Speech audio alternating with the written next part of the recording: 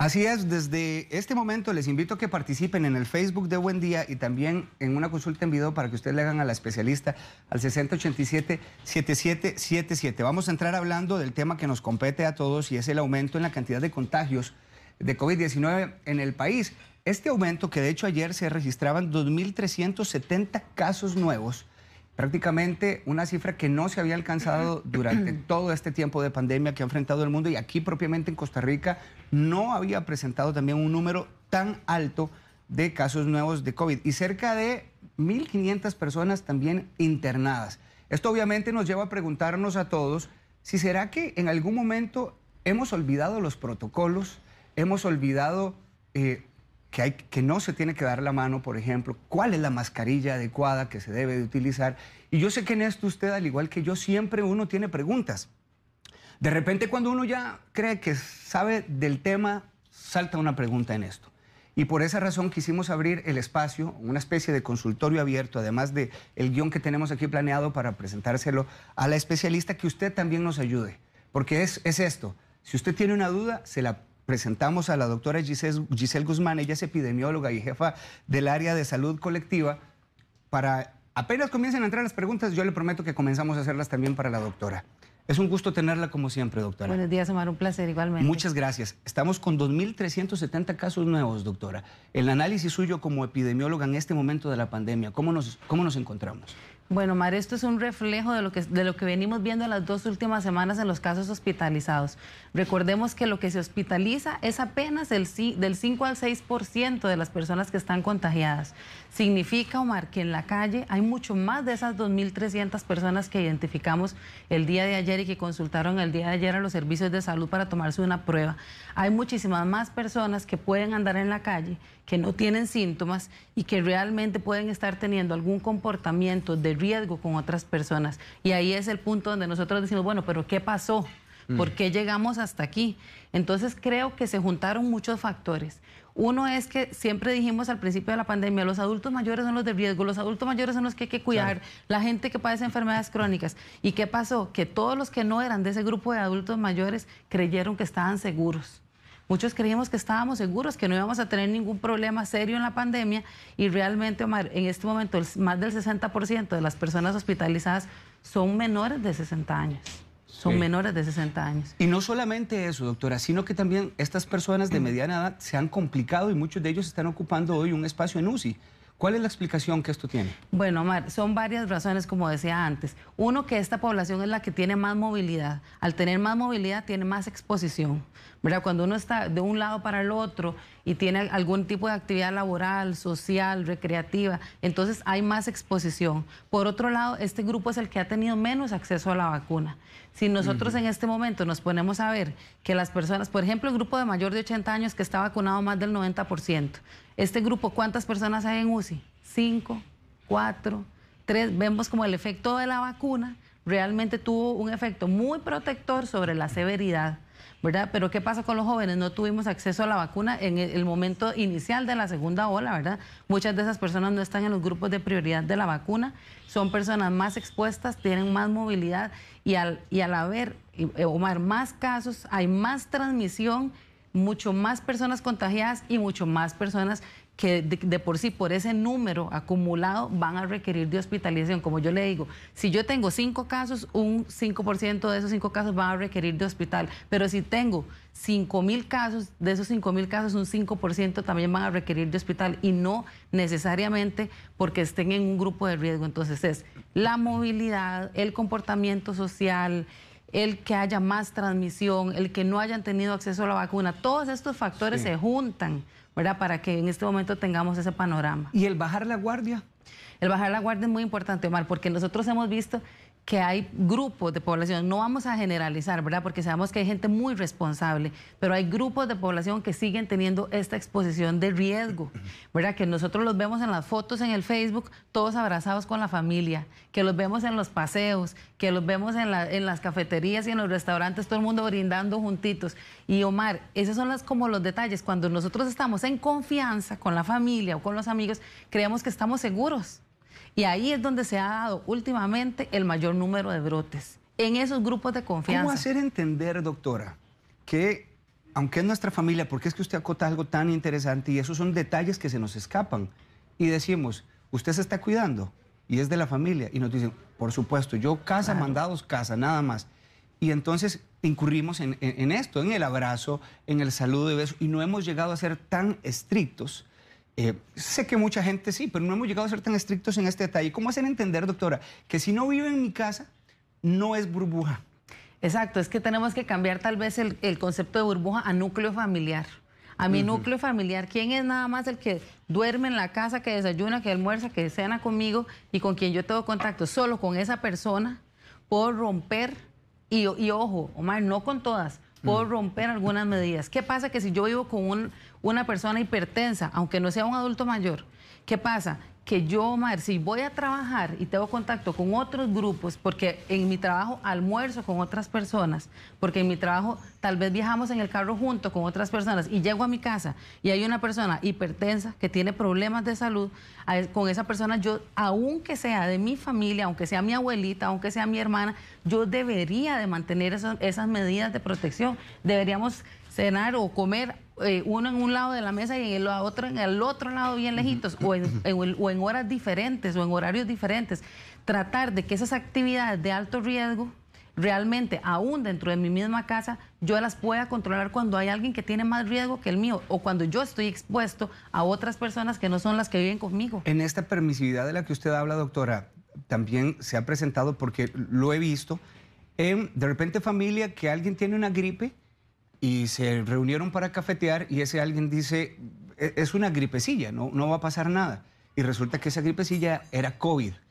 Y es decir, a veces nos hemos dado esa carta, nos hemos jugado esa carta y esa probabilidad de que estos son unos moquillos y ya van a pasar y podríamos contagiar a personas que realmente están en mucho más alto riesgo que nosotros. Eso que estás diciendo es importantísimo porque aquí en Costa Rica una gran cantidad de la población es alérgica, ¿verdad? Muchísimos somos alérgicos, entonces creemos, la gente, eso que estás diciendo, no, lo que tengo es una molestecilla de garganta, una irritación en la garganta, una tosecilla, pero es por la alergia. Lo que tengo es moquera por la alergia. Omar, en este momento es muy importante que todos entendamos que si yo tengo algún síntoma cualquiera, es como en la parte legal, lo primero que tengo que hacer es descartar que yo no sea un caso de COVID.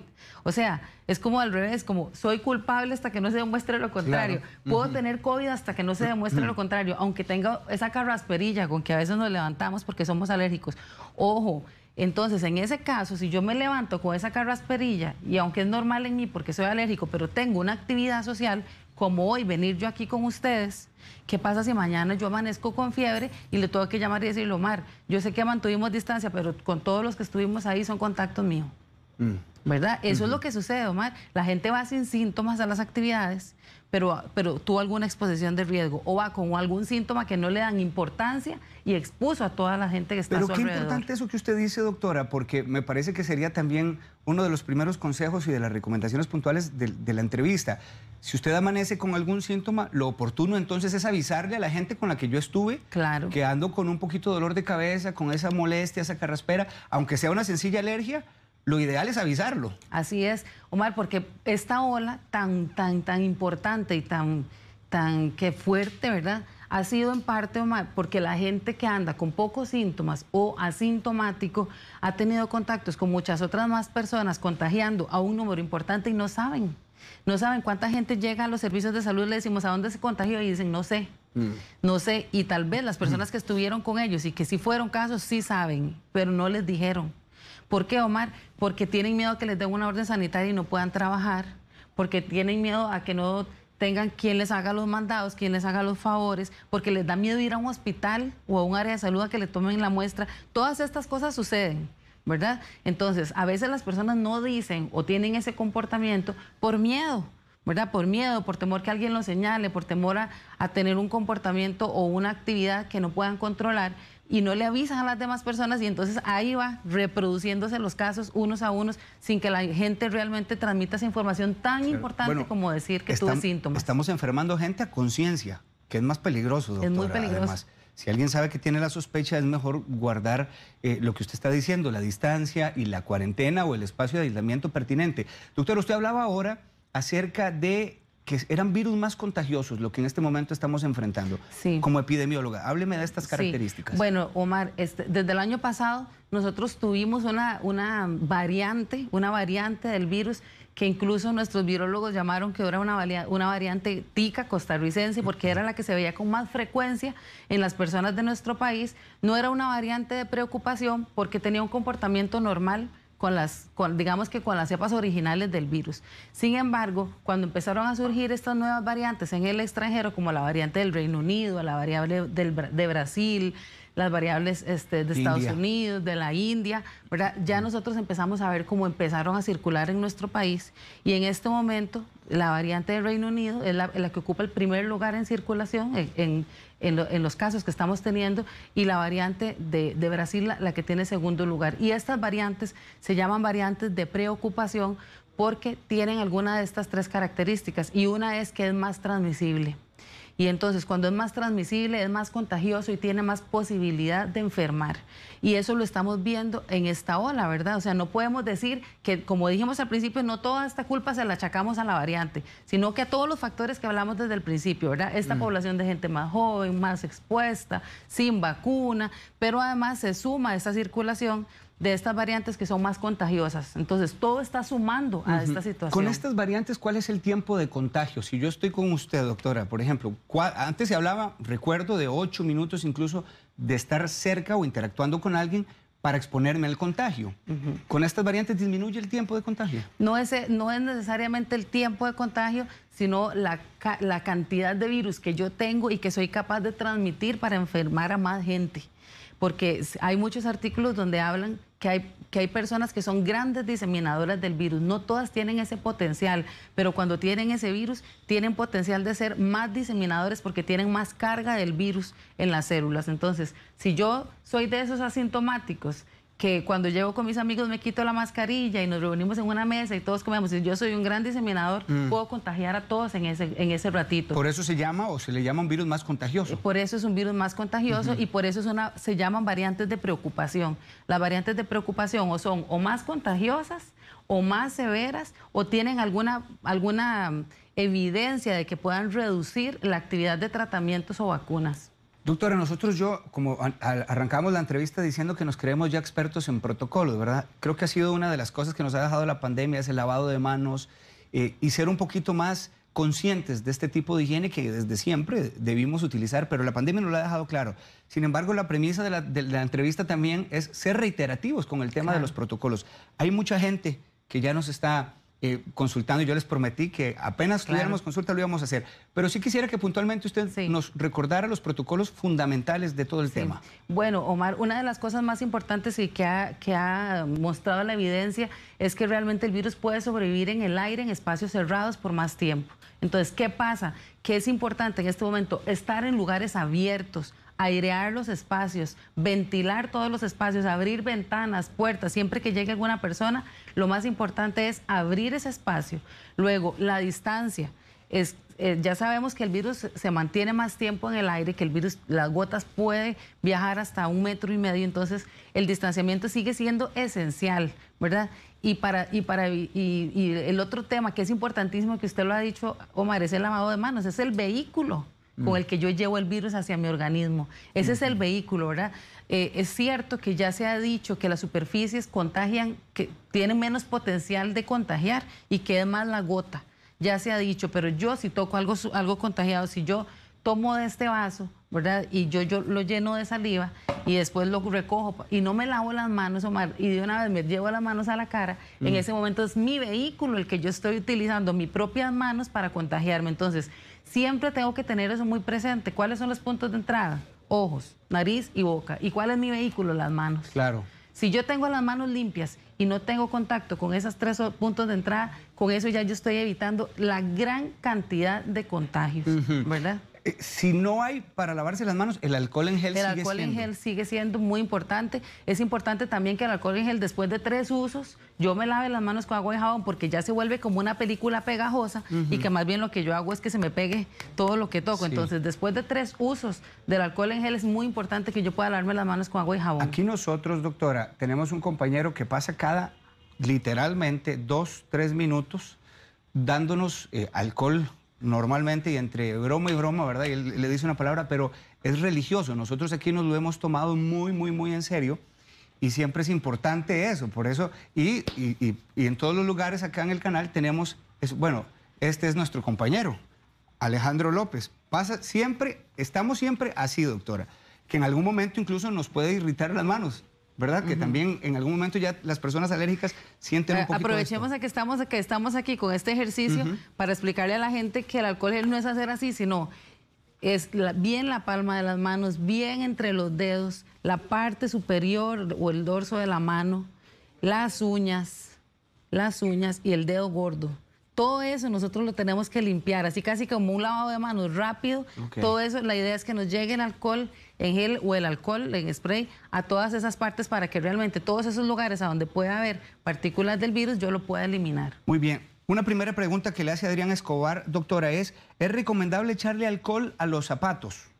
Bueno, ya se ha dicho que realmente no tiene gran importancia, ¿verdad? Que no tiene gran importancia. Recordemos siempre que el virus no va a entrar a través de los pies, ni de la ropa, ni nada, sino a través de las manos o de las gotas. Entonces, no tiene gran importancia. Lo importante es mantener todo limpio para evitar, por supuesto, que haya diseminación. ¿Debemos lavar las compras cuando llegamos? No es necesario. Nosotros las podemos limpiar y las podemos lavar antes de meterlas a la refri por higiene y para eliminar cualquier tipo de microorganismos, pero no necesariamente, como les digo, es a través de que yo traiga las compras, no es a través de las superficies contaminadas la mayor fuente de contagio, es a través de las manos sucias o de los productos sucios contaminados, pero que yo los contamino con la saliva. Esta pregunta se la planteo en un caso también muy personal. Vamos al hospital porque hay sospecha de que alguien tiene COVID, doctora. Le hacen la prueba, regresamos a casa. ¿Qué pasa con esta ropa? ¿Qué pasa con el calzado? ¿Qué pasa con nosotros? Y de inmediato al baño, ¿qué hay que hacer? Ok, en el momento cuando yo sospecho, no solo yendo al hospital, que yo sospecho que amanecí con esa carraspera o que tu mamá te dice, mira, Omar, verás que hoy amanecí con una tosecilla rara. A partir de ese momento, antes de ir al hospital, ya yo tengo que actuar completamente diferente en la casa, Omar. Ya en la casa tenemos que usar la mascarilla. Siempre tenemos que usar la mascarilla, ya tenemos que guardar la distancia, ya tenemos que lavarnos las manos a cada ratito y tratar de tener, yo siempre digo, traten de tener como un jaboncito de los platos, de lavar los platos en una pilita aparte, para que la persona que esté comiendo, usando todos los utensilios, lave todo aparte. Entonces, cuando yo voy a un lugar de riesgo, como un hospital, efectivamente, cuando yo vengo, me quito la ropa, la meto en agua y jabón, igual que las mascarillas, las meto en agua y jabón si es una mascarilla de tela, ¿verdad? Las meto en agua y jabón sin sacudir, nada más de agua y jabón, la remojo, ya la puedo lavar con la ropa normal y siempre lavarme las manos. Entonces, ¿qué es lo importante? Recordar que el lavado de manos es lo principal, Omar. Yo puedo venir del hospital, yo puedo ir todos los días al hospital, yo vengo, me cambio la ropa, me lavo las manos, me baño y ya está, ¿verdad? Ok, vamos anotando todos porque yo les dije esta entrevista es bien interesante para repasarla después con todas las preguntas que ustedes nos hagan y las que yo le preparé también a la doctora. Kimberly González dice, ¿qué pasa cuando una persona da positivo y está en la casa, pero ya necesita hospitalización? ¿Cómo limpia uno la casa? ¿Cuánto tiempo se necesita para saber si el virus ya se fue? Muy importante. Excelente pregunta. Ventilar la casa. Abrir ventanas y puertas, ¿verdad? Que lo que nosotros hacemos es, normalmente que limpiamos primero con un desinfectante, con una solución desinfectante y luego también puede ser o desinfectante, pero ojo, Omar, en la etiqueta del desinfectante tiene que decir la palabra amonio cuaternario, esa palabra. Cuando yo busco cualquier desinfectante que diga en la etiqueta que tiene amonio cuaternario, que esa es la que elimina ese tipo de virus. O también con cloro diluido, ¿verdad?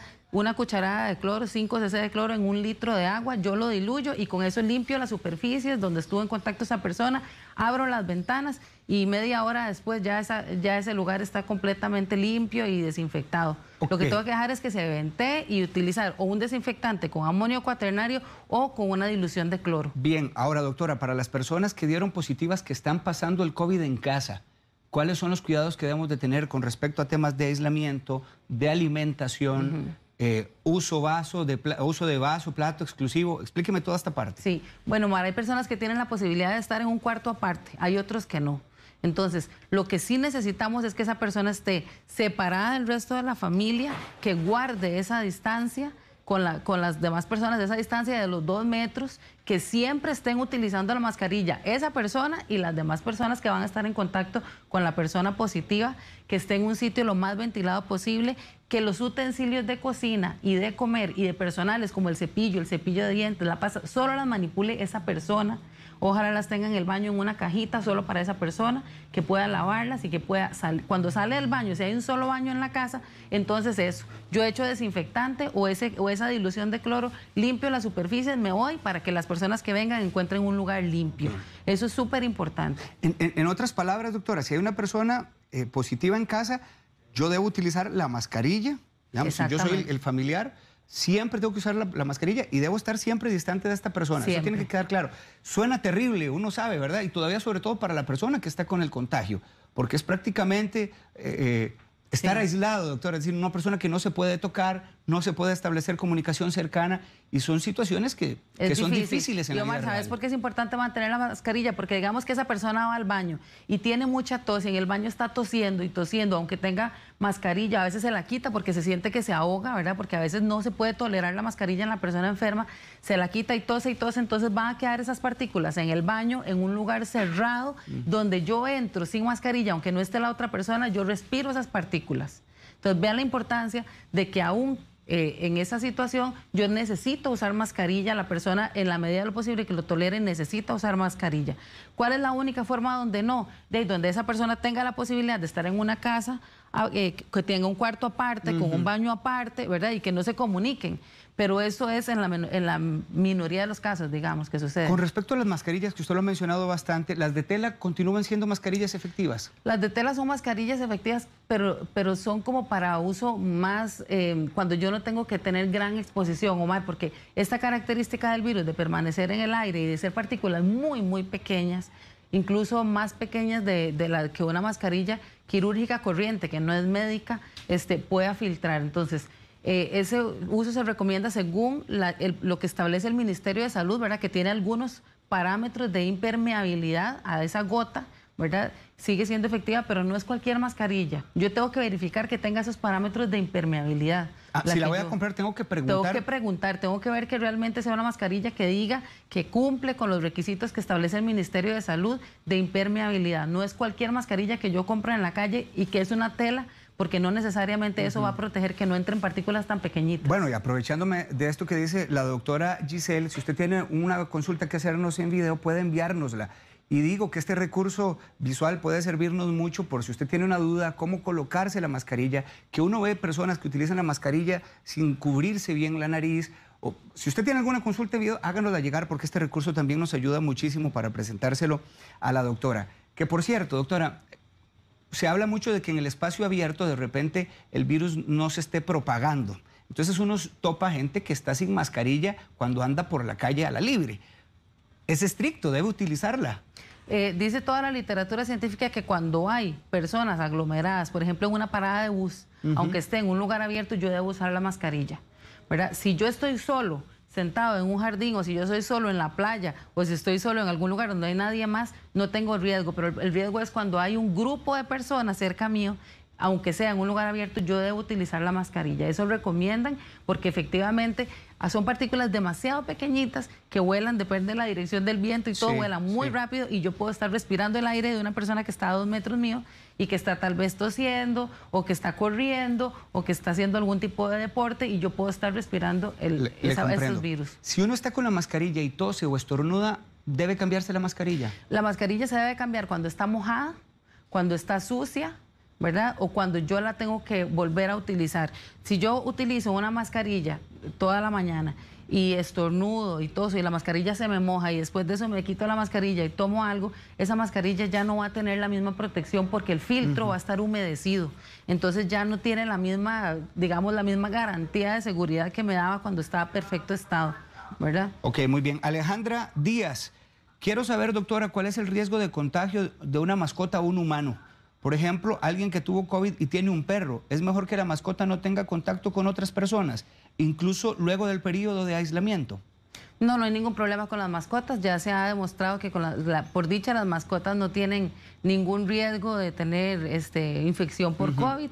Entonces, con las mascotitas no hay problema. Siempre nada más lavarnos bien las manos. Andrea Cabalceta, después de la enfermedad, ¿puedo vacunarme? Esta es otra consulta muy frecuente. Ojalá que en la entrevista quede bien clarita la respuesta de la doctora. Dice, después de la enfermedad, ¿puedo vacunarme? Después de pasar la cuarentena, ¿cuánto tiempo debo esperar que ya me haya pasado COVID? Nos lo preguntó de todas las formas para entenderlo bien claro. Una vez que a mí me haya pasado la infección y yo ya no tenga síntomas, me puedo vacunar. Si mi infección apenas me duró 10 días y a los 10 días ya yo no tengo ningún síntoma, ya yo me puedo vacunar. Entonces, en el momento en que terminó el periodo de aislamiento, en que se terminó la orden sanitaria y no tengo ningún síntoma, ya yo estoy listo para ponerme la vacuna. Victoria Vargas, gracias también por su consulta. Victoria, ¿cuál es el riesgo, doctora, de contagio si se tuvo contacto con un positivo hace 10 días, más o menos, que en ese entonces era asintomático y yo ahorita no tengo ningún síntoma? Bueno, eso es muy importante. El periodo de incubación del virus es de 14 días. En promedio es de 5 a 7 días, pero puede durar hasta 14 días. Entonces, ¿cómo cuento yo? Yo digo, Omar me dice mañana, vea Giselle, vieras que yo estoy positivo y me di cuenta hasta hoy. Pero nosotros estuvimos en contacto ayer. Entonces, ¿desde cuánto antes yo empiezo a contagiar? Puedo contagiar desde 2 días antes de tener síntomas, ¿verdad? Okay. Yo puedo contagiar.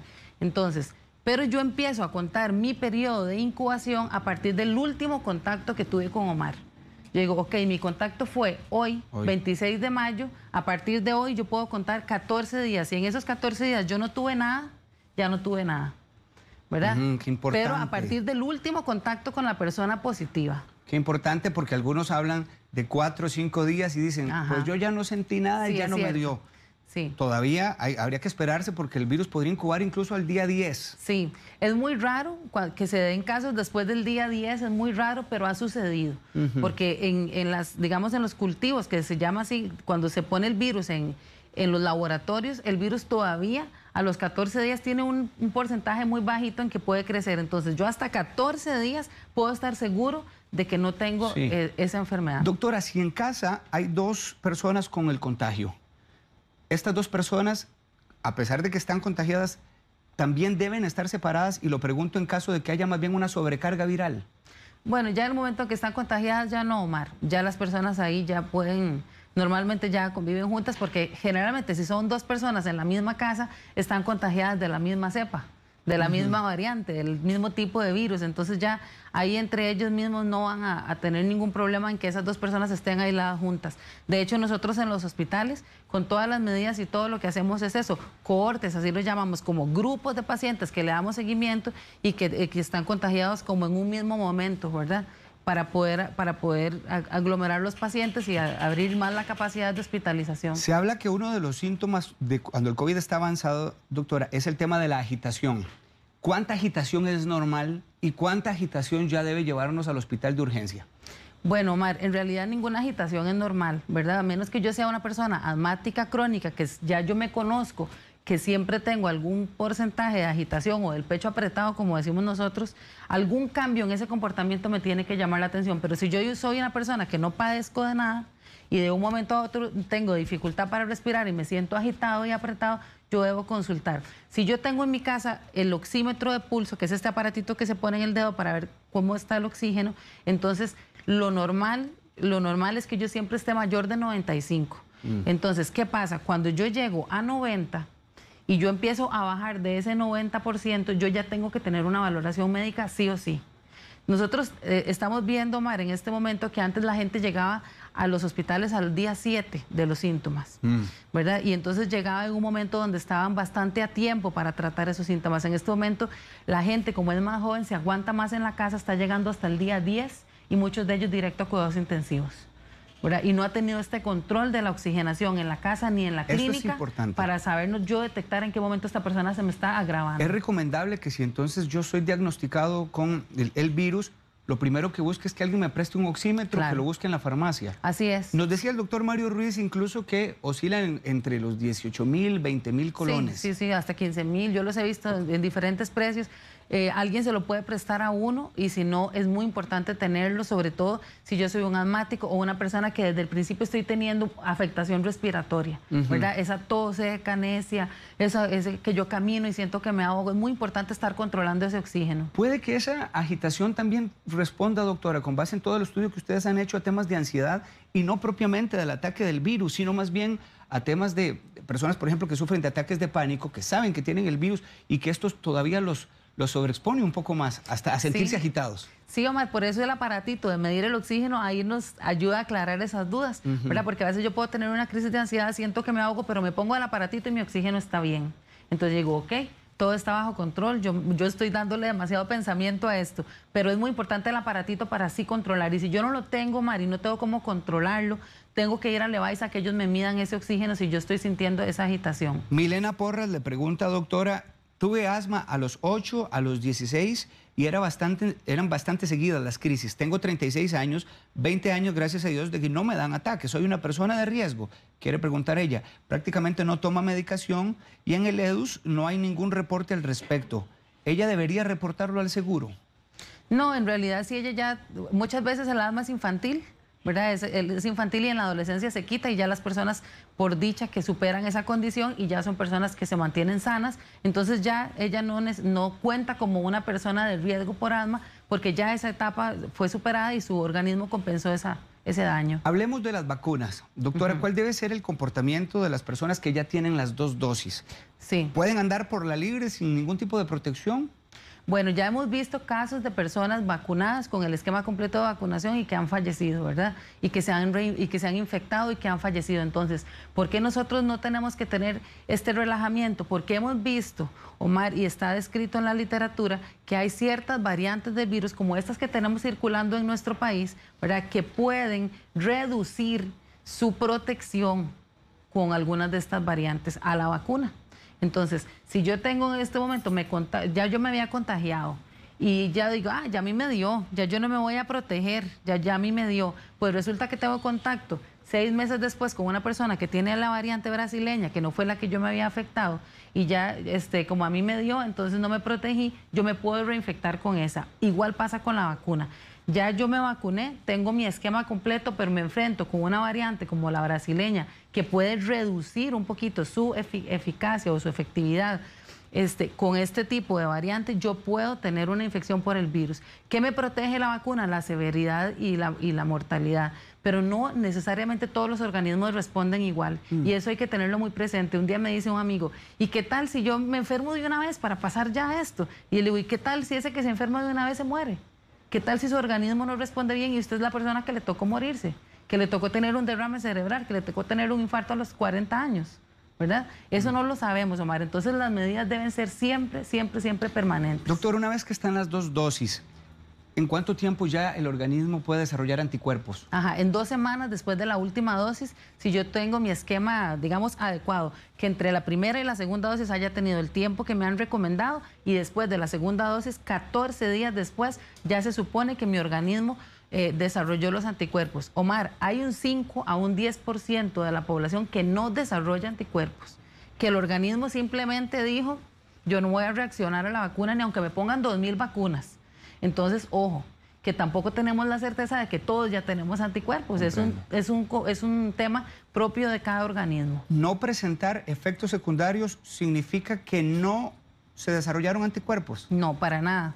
¿Verdad? Muchas personas pasan sin tener absolutamente ningún efecto secundario y su organismo igual van y ven que tienen una respuesta porque se han hecho una prueba que ayuda a tener información a ver si yo tengo anticuerpos o no. Pero no necesariamente, Omar. Muchísimas personas que no han tenido ninguna manifestación clínica sí han desarrollado anticuerpos y eso está documentado en la literatura científica. Doctora, hablaba usted acerca de la inmunidad después de que a una persona le dio el virus.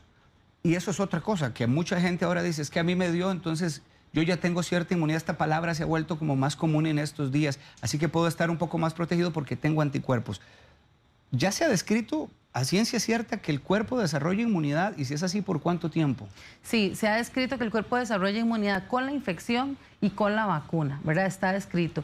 Hasta el momento se ha dicho que más o menos llega a 8 meses, y esto es Omar, porque los estudios van por ese periodo, ¿verdad? Porque el virus es muy nuevo. Entonces ya más o menos hay inmunidad de 8 meses. Recordemos que la inmunidad, Omar, hay inmunidad de 2 tipos, de esta de los anticuerpos, pero también hay otra inmunidad que es celular, que es una parte que nosotros no podemos medir, ¿verdad? Con exámenes de laboratorio sencillos que tenemos a la disposición. Entonces, si la persona tiene cierta inmunidad y está descrito, pero ojo que no es inmunidad contra todas las variantes y contra todas las formas del virus que surjan. Por eso es que siempre tengo que mantener las medidas. Claro. Los adultos mayores, y atención porque sé que voy a hablarle a muchas familias ahorita, que ya tienen a sus personas mayores o en las familias que tienen sus personas mayores vacunadas ya. ¿Qué pasa con estos abuelitos y estas abuelitas? ¿Pueden recibir visitas de sus familiares? ¿Pueden salir a visitarlos o deben continuar aislados? Omar, yo creo que nosotros debemos o sea, no debemos dejar a los adultos mayores solitos, que no los vamos a ver porque la pandemia va a durar 2 años o qué sé yo, ¿verdad? Pero sí mantener las medidas. Si ellos están vacunados, no importa que nosotros los visitemos, pero no lavemos las manos al llegar, usemos la mascarilla y mantengamos esa distancia social, esa distancia personal. Esto es muy importante mantenerlo porque no los podemos exponer a ellos a alguna otra variante o algún tipo de virus que sea diferente al que ya ellos tuvieron o por el que ya ellos tienen inmunidad generada por la vacuna. Doctora, ahora usted decía, y esto nos quedó bien claro a todos, si yo tengo sospecha de que usted me llame mañana y me diga, Omar, estaba yo medio afectada, yo guardo esta cuarentena que usted explicaba, para aprendérmelo bien, son estos 14 días. Después de la última exposición. Exacto. Ajá. Hoy, digamos, ya a partir de mañana yo tengo que contar 14 días en mi casa. Ajá. Así. ¿Cuál debe ser mi comportamiento en casa junto con mis otros familiares con quienes yo convivo? Mi comportamiento es como si yo fuera un COVID positivo en la casa. Porque acuérdense que yo empiezo a contagiar a los demás 2 días antes de que yo tenga síntomas. Entonces no me voy a dar cuenta en qué momento empecé a ser contagioso hasta que no tenga síntomas. Entonces mi comportamiento en la casa es como si yo fuera exactamente un caso positivo, con todas las medidas que hemos hablado. Dice doña Maribel Porras, ¿qué pasa con las personas recuperadas de COVID que les dicen que tienen inmunidad de 6 meses? Bueno, esto lo acaba de plantear la doctora, que se habla de 8 meses, pero no es una regla absoluta. Se habla de 8 meses, no en todas las personas responde igual. Y ojo que no es inmunidad contra todo, ¿verdad? No somos Superman por tener por haber tenido COVID o por haber tenido la vacuna. Dice por acá Laura Coto, mi hijo salió positivo, vivimos 3 en la casa, a los 3 nos hicieron la prueba, a mi hija y a mí, o mi hija y yo salimos negativas. A los días comenzamos con síntomas. ¿Cómo sé yo cuánto tiempo debo mantenerme aislada si los síntomas los presenté después de unos días? Y la prueba ya no me la hacen por nexo, eso me dijeron. Ajá, es lo que hablamos antes, ¿verdad? Ella no se dio cuenta que estaba positiva hasta que tuvo síntomas. Lo que pasa es que desde 2 días antes de que ella empezara los síntomas ya ella pudo ser contagiosa. Y lo mismo le pasó al hijo. En el momento que el hijo tuvo síntomas ya tenía 2 días antes de que ellas no tuvieron ninguna medida de protección o de cuidados y las contagió a ellas. Pero ¿verdad? a ella le salió negativo, doctora. Ajá, porque ¿qué es lo que pasa? Que cuando yo tengo el contacto, por ejemplo, nosotros tenemos el contacto hoy, entonces en promedio, yo tengo que esperar del 5º al 7º día para tomarme la muestra. Entonces, recordemos que puede ser que se la toman o muy pronto, ¿verdad? O la muestra también, Omar. Ninguna prueba de laboratorio es absolutamente, digamos, sólida el resultado. Si yo tengo una PCR, que es la prueba que nosotros hacemos de oro, digamos, ¿verdad? El estándar de oro de pruebas para COVID. Si yo tengo una PCR negativa, pero esa persona tiene todos los síntomas y el contacto con el positivo, entonces vale que esta persona, para mí esta persona es positiva aunque la prueba salga negativa, porque la prueba también puede tener alguna limitación. Entonces, ojo que no solo yo tengo que tener los ojos cerrados a la prueba, sino que yo digo, ok, todo suma. Contacto con un positivo, síntomas iguales al positivo y me hacen una prueba que me sale negativa, puede ser que me la hice en un momento que no era el indicado, ¿verdad? Para hacerme la prueba o que la prueba o que yo sea de las pocas personas que pueda tener un resultado que falsamente es negativo. Le voy a plantear un caso personal, doctora, de algo que también estamos en la familia considerando. Y si a usted le sirve en casa, maravilloso.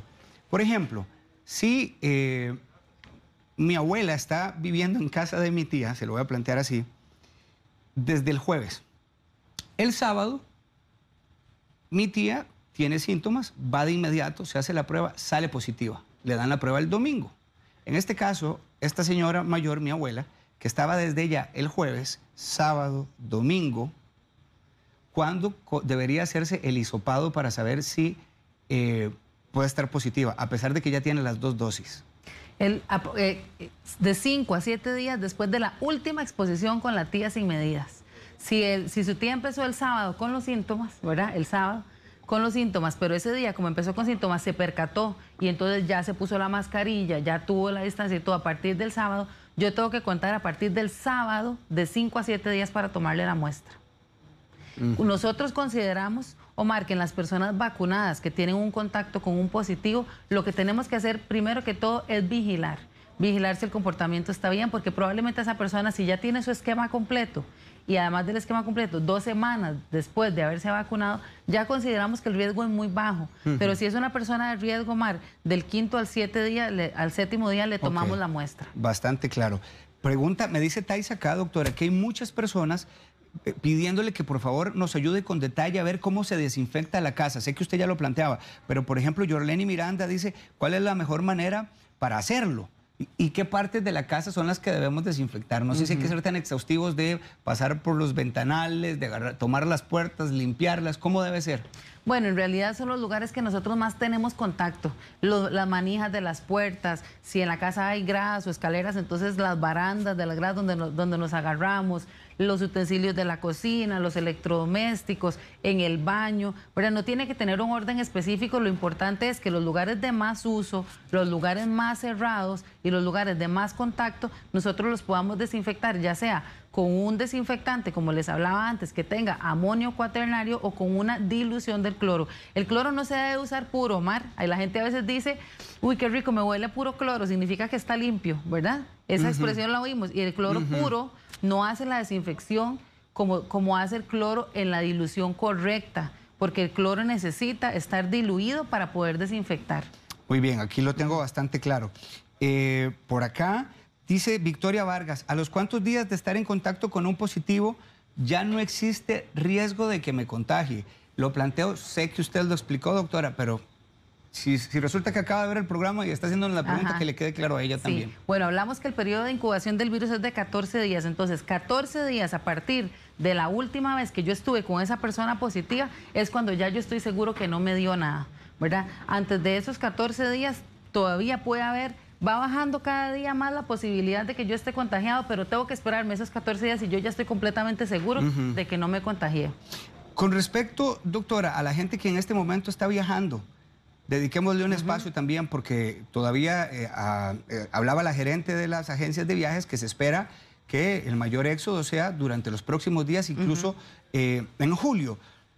¿Cuáles son los cuidados que hay que tener a la hora de tomar el vuelo, por ejemplo? Sí, bueno, importantísimo, y los hemos visto en los memes muy graciosos que en el aeropuerto todo el mundo con muy cuidado y en el avión todos van pegados, ¿verdad? Entonces, y eso sucede porque las aerolíneas están llenando esos vuelos para que la gente se vaya a vacunar y a turistear, y bueno, el tema es que respirador o mascarilla N95, esa es la recomendada para un lugar cerrado como un avión.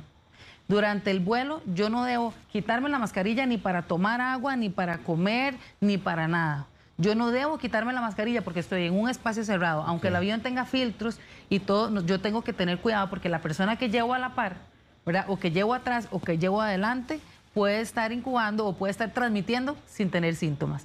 Entonces, mascarilla N95, lavado de manos. Si yo no me puedo estar lavando las manos en el baño del avión, entonces mi alcohol gel, ¿verdad? Y mi toallita para desinfectar la superficie a donde yo voy a estar en ese ratito. Entonces, esas son las medidas. Apenas yo salgo del vuelo, si voy al baño, lo que sea, siempre mantener mi mascarilla. Mi mascarilla no la debo tocar, a menos que es para lavarme las manos y cambiarla, ¿verdad? Pero no me la debo retirar en ningún momento hasta estar en un lugar donde ya no esté en contacto con nadie. Lleve un set de mascarillas. Lleve un set de mascarillas. La mascarilla es importante cambiarla. Ok, ¿aplica lo mismo para el bus en cuanto a no quitarse la mascarilla, como usted hablaba, por tratarse de un espacio cerrado? Claro, en el bus yo tengo que usar la mascarilla siempre. Manos y mascarilla, recordemos. Y bueno, y la gente que usa careta, todavía mejor, porque la careta hace que yo no me toque los ojos, ¿verdad? No permite que yo me lleve las manos a los ojos para que ese punto de entrada también esté protegido. Entonces, efectivamente, la mascarilla debe usarse siempre. En lugares cerrados, lo más recomendable es la mascarilla N95. Bueno, en el caso de Vanessa Granados dice, doctora, ¿qué es mejor para desinfectar las manos si yo estoy afuera? además de lavado de manos, pero si no alcohol en gel o alcohol líquido, ¿qué es lo que usted Cualquiera recomienda? de los dos que tenga una cantidad de alcohol mayor a 70%. Tiene que tener concentración de alcohol mayor a 70%. ¿Por qué no sirven aquellos de 99% o 100%? Porque se evaporan muy rápido y no me da tiempo de desinfectar bien, ¿verdad? Se secan rapidísimo, entonces no me da tiempo de hacer bien esa desinfección. Pero que tengan del 70%, 75%, puede ser alcohol líquido o alcohol en gel, que no hay ninguna diferencia porque igual está eliminando la posibilidad del virus. Son muchas, cientos de las consultas, doctor, ahorita que estoy viendo. Rosemary le dice, ¿en cuánto aumenta la posibilidad de enfermarse cuando estoy viajando en bus? A propósito de lo que estamos hablando, porque se va con todos los asientos llenos y el trayecto es de más de 30 minutos. Me encanta su pregunta, Rosemary. Omar, no tenemos un tiempo específico para decirle, bueno, aumenta en tanto. Lo que va a definir eso, Omar, es la conducta personal que yo tenga en ese bus. Eso es lo que va a cambiar la forma en que yo me contagio o no. Si yo uso ese alcohol gel, uso la mascarilla, no me pongo a hablar con nadie, guardo mi distancia, entonces eso va a reducir significativamente la forma en que yo me pueda contagiar o no en un bus. Pero si yo estoy tocándome la mascarilla, desacomodándomela, sí, no me estoy moviendo, me estoy hablando con el de a la par, porque hay gente que está siempre buscando hablar, ¿verdad? Entonces ahí yo ya... esa conducta es la que realmente define si yo tengo más o menos posibilidad de contagiarme. Alejandro Centeno dice, si uno se hace un examen de sangre, doctor, un hemograma completo y todo está dentro de los rangos normales, ¿esto podría ser un aspecto positivo en caso de que uno se enferme de COVID o no es garantía de nada? Bueno, el COVID nosotros hemos hablado que afecta todos los sistemas, sistémico, ¿verdad? Puede ser que no le afecte a nivel del hemograma, pero que le afecte a nivel de otro órgano que no se vea reflejado necesariamente en el hemograma. Entonces, lo importante es estar pendiente de los signos de alerta, ¿verdad? De los signos de alerta, de esa falta de aire, de esa tos de inicio súbito que me aprieta el pecho, estar pendiente de esa fiebre que no se me quita, de esos vómitos que no se me quitan. Eso es lo que es más importante, ¿verdad? Más importante que estar monitoreándose solo con laboratorio. Muy bien. Patricia Rojas dice, doctora, vieras que mi hijo y yo, mi hijo tiene 8 años, tuvimos el virus, pero estamos preocupados porque mi esposo tiene que trabajar y hay días en los que el jefe lo convoca a él y a 4 compañeros al mismo tiempo. Pero ella plantea algo bien importante, que no lo hemos abordado. Mi pregunta es si el nivel de oxígeno en los niños es igual y si a la hora de colocarles el oxímetro deberíamos estar pensando también en la cifra de 90 hacia arriba. Sí, es igual, es 95 hacia arriba. Ok. Es 95 hacia arriba. Casi siempre la gente está 99, 98, 97. Es 95 hacia arriba lo que siempre marca un oxímetro normal. Y más bien cuando ya empieza menos de 95 es cuando se empieza a bajar y que yo tengo que empezar a poner atención. Ok, ya 93, ya... Ajá, ponga atención, esté vigilando. Si usted va al hospital, le hacen una valoración médica y lo vuelven a mandar a la casa porque todavía es una cifra que usted puede manejar con cuidados en la casa. Pero ojo, no todo el mundo es igual, ¿verdad? Si yo no me siento bien, yo siento apretazón de pecho, me pongo el oxímetro y estoy en 93, pero yo no me siento bien, yo igual tengo que ir al hospital, ¿verdad? O sea, ojo que los síntomas de alerta, realmente yo les tengo que poner atención y no decir, no me pasa nada, no me pasa, no, poner atención. Es de las partes de la entrevista que yo quisiera que más claro quede, doctora. Bueno, que si necesitamos hacer una inversioncito, que alguien nos lo preste, el oxímetro, porque ya hay familias que tienen, de repente uno conoce a algún amigo o hay ya gente que está vendiendo el oxímetro. ¿Qué tipo de oxímetro es el que debemos utilizar para saber que es efectivo el resultado que me va a dar? Bueno, es que en realidad todos son como muy similares, son muy estándar, ¿verdad? En todas las farmacias venden oxímetros muy estándar y lo que tengo que garantizar es que yo siempre me lo haga, me mida la oximetría de la misma forma, ¿verdad? Que me lo mida sentado, que esté en reposo, que le dé un ratito al oxímetro, porque a veces uno se lo pone de un momento a otro, viene bajando unas gradas y dice uno, ¿cómo que estoy en 80?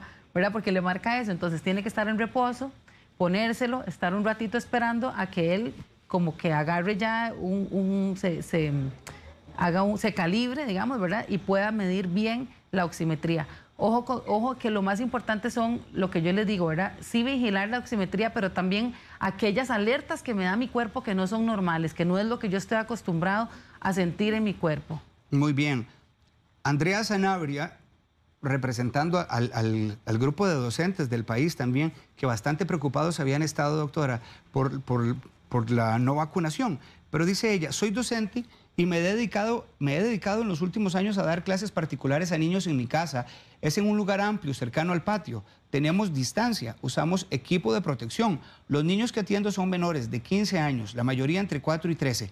¿Qué probabilidad hay de que estos niños sean focos de contagio amplios para mí? Hay muchísima probabilidad de que el niño sea un foco de contagio y se está contagiado, pero si ella utiliza todas estas medidas, la probabilidad prácticamente se va al piso y ella puede estar segura y el niño puede estar seguro y ella puede seguir ejerciendo su trabajo. Tefi dice, quiero saber el riesgo de la vacuna AstraZeneca para las personas con lupus y con SAF. El SAF, que es una trombofilia y potencia los coágulos. Bueno, realmente ya hay mucha evidencia y muchas manifestaciones de grupos, de asociaciones, de expertos en este tipo de enfermedades autoinmunes o de enfermedades, digamos, de los coágulos, donde dice que no hay problema en aplicar la vacuna de AstraZeneca. No hay ninguna contraindicación. Es mucho más la protección que le puede dar la vacuna a estas personas que cualquier riesgo. No se va a potenciar el riesgo de las enfermedades que ellos tienen. Más bien, en las enfermedades autoinmunes, el único riesgo que hay es que la vacuna no tenga la misma potencia para desarrollar esta inmunidad porque el sistema responde más suavecito. Pero no hay ningún riesgo más elevado a que ellas tengan algún algún evento secundario causado por la vacuna por tener ese tipo de enfermedades. Es igual al de las demás personas. Me ha gustado mucho este tiempo porque la gente ha preguntado absolutamente de todo y Jessica Vargas está planteando algo que ya he escuchado yo, doctora, también. Dice ella, ¿cuánto tiempo dura la inmunidad de la vacuna? ¿Cómo hago para guardar esos 14 días de cuarentena? Varias preguntas nos hace. Respóndanos esta primero. ¿Cuánto tiempo dura la inmunidad de la vacuna? Hasta el momento tenemos evidencia de que tiene inmunidad por 6 meses, ya documentada. 6 meses. Bien, pregunta, ¿cómo hago para guardar los 14 días de cuarentena si la caja no me da la incapacidad y ni está dando órdenes sanitarias por casos de sospecha? Si aún no presento síntomas, por eso es que no me han dado la incapacidad ni la orden sanitaria. Y si me ausento 14 días, me despiden del trabajo, eso se lo aseguro. Esa es la razón por la que la gente no dice, Omar, que tiene síntomas, porque tiene que trabajar y puede perder el trabajo. Entonces, la caja no da las órdenes sanitarias, sino que les da el Ministerio de Salud. El Ministerio de Salud es la institución que da las órdenes sanitarias. ¿Cuándo da la orden sanitaria de la caja? Cuando el paciente está internado en la caja o llega a consultar a la caja, ¿verdad? En ese caso. Pero si la persona está en la casa con síntomas, ahí nos toca contactar al área rectora del Ministerio de Salud. Ok, entonces, ¿cómo hago yo? Cuando yo llego al área de salud, hay lo que se llama en el lineamiento nacional una definición de caso, o sea, ¿qué define a una persona sospechosa de COVID? ¿Cuáles síntomas? Si yo tengo fiebre, si yo tengo, ¿verdad? Ahí viene una serie de síntomas. Entonces, si yo llego a mi área de salud y le digo al doctor, vea, yo tengo tos que inicié ayer y que me siento el pecho apretado, eso es un síntoma que cumple con la definición de sospecha.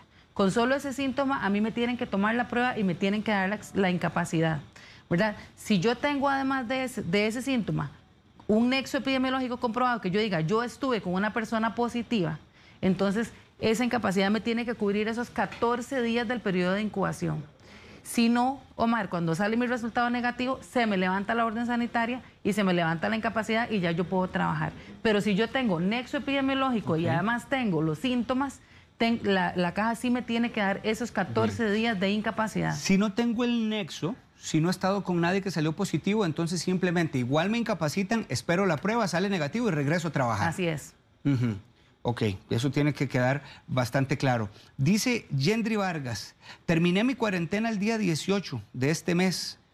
Dice que tardó 9 días. Sin embargo, hasta hoy me dan punzadas en la espalda y aún me canso mucho. ¿Es normal o debo asistir al médico? Bueno, eso es un tema importantísimo porque es lo que nosotros llamamos un post-COVID. Un caso de un síndrome post-COVID, secuelas de COVID, ¿verdad? De ahí, lo que pasa con esto, Mar, es que no es nada agudo, no es nada que ella se le va a quitar de un solo tiro, sino que ella tiene que poco a poco retomar su vida, estar alimentándose bien, retomar poco a poco la actividad física y ver hasta qué punto eso se le va a ir quitando. Si eso no se quita, Iván, entonces sí es recomendable buscar alguna atención médica para darle seguimiento a esos síntomas o a esas secuelas que puede tener el COVID. En este caso, ella dice que guardó la cuarentena de 9 días después de que le dio COVID en su casa. Entonces debe guardar, la persona que le dio COVID y que ya le dan de alta, debe guardar también cierta cuarentena. No. Ella, me imagino que ella está hablando del tiempo cuando estuvo en aislamiento, más bien, ¿verdad? Okay. Cuando estuvo en esa cuarentena de aislamiento. Pero en todo caso, aprovecho para preguntarle eso, doctora. Una persona que tuvo COVID viene saliendo del hospital, llega a su casa, ¿puede hacer vida normal? ¿Puede salir o debe guardar cierto tiempo? Ok, eso es importantísimo. Cuando yo tengo un COVID leve, que estoy en mi casa, ¿verdad? O que me mantengo durante toda la enfermedad en mi casa, Omar, yo tengo que cumplir necesariamente 10 días de aislamiento y que de esos días, 2 días ya yo no tenga ningún síntoma. Si yo todavía llega al día 10 y tengo síntomas, todavía tengo que seguir esperándome por lo menos 2 días que ya no tenga síntomas. ¿Cuáles síntomas? Los agudos, la tos, la fiebre, la diarrea, los síntomas fuertes, porque los síntomas que dice esta otra señora, que son ya como dolor muscular, cansancio, esos son síntomas crónicos que se van quitando o van mejorando poco a poco, pero los síntomas agudos, esa tos, esa fiebre, ese malestar, ese dolor, eso sí se me tiene que haber quitado, y para que yo levante mi cuarentena tengo que tener 2 días sin esos síntomas. Cuando yo soy un paciente hospitalizado por COVID, en lugar de 14 días o de esos 10 días, tengo que cumplir 21 días. ¿Por qué? Porque tuve muchísimo más afectación, muchísima más carga de virus en el organismo, y entonces yo, si no duré 21 días en el hospital, tengo que salir del hospital y hasta completar esos 21 días ya yo puedo salir. Esta pregunta no la he hecho en ninguna de las entrevistas, doctora, que he hecho de pandemia y se me viene saltando ahorita y creo que puede ayudarnos mucho. Si por consanguineidad yo sé que a mi familiar le dio un COVID severo o crítico, ¿significa que yo también podría presentar este tipo de COVID? No, Omar, eso es indiferente de las condiciones de salud que tenga cada uno de los miembros de la familia. Vea que hay miembros de la familia que a uno está hospitalizado y todos los demás cursaron asintomáticos. Esto sucede así. Esto es más con las condiciones que ya yo tenga antes de que empezara en mí el COVID, porque el COVID produce una inflamación como de todo el organismo y se enfoca en algunos órganos, les gusta en algunas personas en algunos órganos y afecta, depende como yo esté, probablemente en mi organismo, pero es de cada individuo, ¿verdad? No es por ser familiares o consanguinidad. Muy bien. Laura Morera dice, ¿cuántos días después de aplicada la vacuna de la influenza se puede aplicar la vacuna contra el COVID? 2 semanas después de la vacuna contra influenza o de la vacuna contra el COVID se pueden aplicar la influenza. Que ese es otro temita, doctora, porque hay gente que ha estado descuidando el tema de la vacunación contra la influenza, que también es importante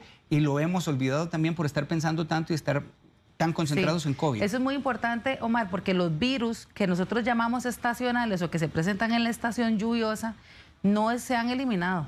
Han reducido por la circulación tan grande que hay de COVID, pero nosotros seguimos teniendo casos de influenza, de rinovirus, de adenovirus, todos esos virus que son normales digamos, en nuestro medio siguen existiendo, y también, Omar, el virus de la influenza mata. El virus de la influenza también lleva a las personas al hospital, ¿verdad? Entonces, ojo que no podemos descuidar con estas otras medidas que también son importantes para mantener la salud. Angelina Jiménez dice, después de la segunda dosis de la vacuna, ¿cuánto tiempo debo esperar para hacerme la prueba del virus para salir del país? 2 semanas, mínimo 2 semanas, para que yo pueda ya tener alguna... es algo importante porque ella está confundiendo 2 términos aquí. Ella dijo, ¿cuánto me tengo que esperar de la vacuna para hacerme la prueba para salir del país? Sí. La prueba para salir del país es para detectar virus, ¿verdad? La vacuna no me mete a mí ningún virus. La vacuna lo que me desarrolla es defensas, ¿verdad? Y la vacuna que yo me hago, la prueba que yo me hago para salir del país es para detectar virus. Entonces no tiene que ver una cosa con la otra. Son 2 pruebas totalmente diferentes. Pero entonces ella tiene la segunda dosis y podría salir del país. Igual le van a tener que hacer una prueba. Ella se la puede hacer cuando ella quiera, porque eso ella no va a cuantificar qué me generó la vacuna. Ella va a ver si hay en ella alguna infección aguda y va a detectar virus. Melania Solano dice que si una persona con defensas bajas, deficiencia de hierro, se puede vacunar.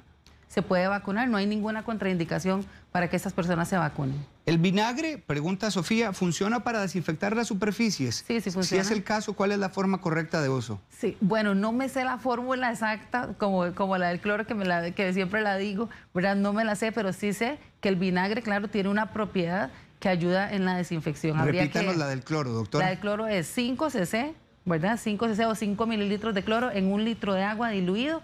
Yo utilizo los pañitos, los lleno con esta dilución y con eso puedo desinfectar toda la casa.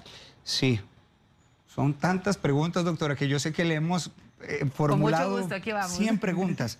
Voy terminando, pero prometimos que lo íbamos a hacer así para que todo nos quedara claro. Marlene Rojas, si los anticuerpos se desarrollan después de 14 días, ¿qué sucede con las vacunas? Que la segunda dosis se está poniendo 12 semanas después. En esas 12 semanas, ¿habrá anticuerpos? Bueno, estamos hablando de 14 días después de la segunda dosis, con esquema completo, ¿verdad? O sea, primera dosis, el tiempo entre la primera y segunda dosis. Estas semanas que ella está diciendo, ¿verdad? Más bien dice la literatura, porque esta es con la vacuna de AstraZeneca, dice la literatura que entre más tiempo está transcurriendo entre la primera y segunda dosis, más anticuerpos ha detectado en las personas.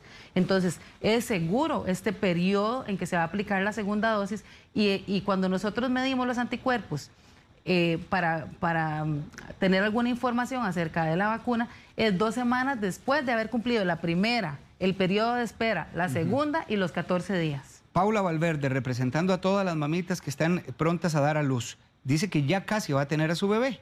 ¿Qué cuidados debe tener en la cuarentena? Y también con el bebé recién nacido, del todo 0 visitas, porque yo lo voy a hacer así, pero la gente piensa que soy exagerada. Sí, bueno, ahí no importa, vale más la intuición de la mamá, que digan lo que digan. Y eso sí, mamá, si usted quiere, a las mamitas, si quieren exigir a la familia que no venga, están en todo su derecho, pero también pueden exigir que vengan con todas las medidas correspondientes.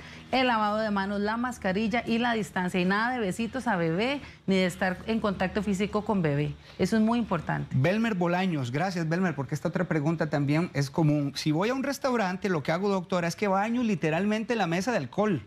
Y mi pregunta es, si realizando eso yo elimino el riesgo de contagio y puedo disfrutar del restaurante sin temor. No, ¿verdad? No necesariamente. Recordemos que la superficie no es la mayor fuente de contagios, sino es el aire y las gotas. Entonces yo tengo que distribuirme mi posición en el restaurante de forma que no esté directamente de frente con una persona a menos de 2 metros. A una persona que no sea de mi núcleo familiar que viven dentro de mi casa. ¿Qué pasa si yo voy a un restaurante, doctora, y resulta que las mesas no están con esta distancia, sino que yo he pasado por uno que otro restaurante que están un poco más cerca y uno dice, ojo, ahí no hay 1,8 metros de distancia? ¿Cuál es mi papel como ciudadano qué también? Pena, pero no debo entrar. No debo entrar ahí porque el riesgo es hacia mí. Claro. ¿Verdad? Es hacia mí. Entonces, si yo veo que no se cumplen las medidas, entonces yo no debería de participar, de promover que haya reuniones en ese tipo de lugares. ¿Y si puedo echármelo al agua así en buen tico? Bueno, es que no se está haciendo algo. Por lo menos decirle al administrador, mire, ¿qué pasa aquí? Yo puedo entrar aquí, pero necesito por favor que se respeten las medidas, ¿verdad? Sí. Creo que es el típico cae mal, ¿verdad? Para que todo el mundo entienda. Pero entonces, ¿cuál es la responsabilidad nuestra? Pero debemos de normalizar, pedir respeto para todos, Omar, solidaridad y respeto para todos. No, que eso no nos caiga mal, sino que signifique protección, que signifique solidaridad, que signifique responsabilidad. Sí, doctora, nos tenemos que ir. Sí. Nos tenemos que ir, pero gracias a las personas, a las 500 personas que nos ayudaron a hacer la entrevista, gracias a usted, doctora, con muchísimo por ayudarnos gusto, de esta manera tan clara. Yo quiero invitarlos a todos a repasar el tema, a que se tomen un tiempo, ojalá en familia, y lo puedan repasar. Lo vamos a colgar ahorita en el Facebook de Buen Día, en teletica.com, lo pueden revisar. Creo que ha sido una entrevista de recordatorios de inicio a fin, doctora. Así que gracias a usted por ayudarnos con todo esto para repasarlo uno y para estudiarlo. Que tengamos un bonito miércoles. Gusto. ¿Algo que acotar, doctora? Pues no, responsabilidad, solidaridad, y recuerden que la probabilidad de contagiarme o de tener una enfermedad severa depende de mí mismo. Entonces, pues a cuidarnos todos y que tengan todos muy buen día. Igual usted, doctora. Feliz miércoles. Gracias.